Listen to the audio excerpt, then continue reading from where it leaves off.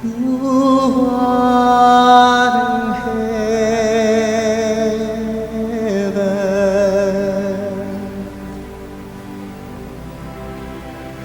hallowed be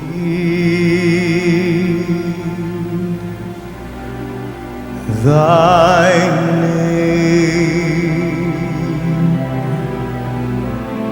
thy kingdom come,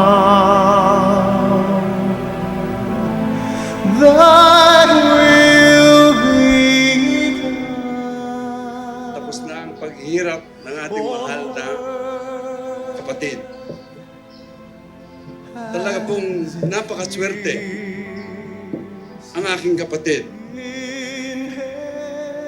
Ayaw po niyang tumakbo na Vice Mayor.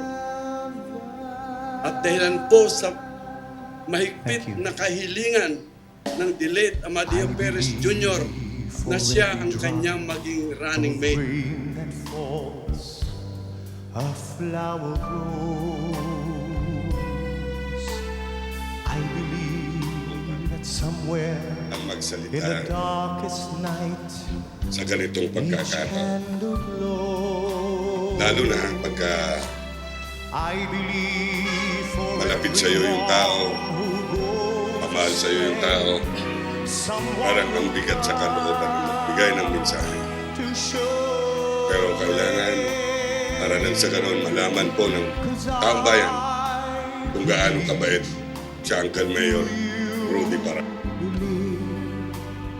I believe Alam po ninyo, above a storm, nung siya po ay mayor prayer at ako po ay napala will still be heard. na maging konsihal, sa kanyang pamumuno That someone ay lagi niyang pinatatawag ang mga konsihalis sa mayor's office at sinasabihan ang mga priorities niya sa lungsod ng Ordinance.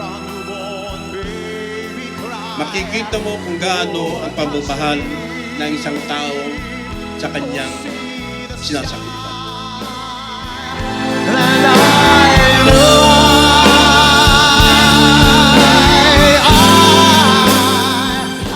municipal mayor and the first city mayor, it will be remembered by the people. Iyon na lang siguro ang matitira. Of course, the relationship with the relatives, we try to maintain that kind of relationship. So again, there is no permanent. Kaya naman, to give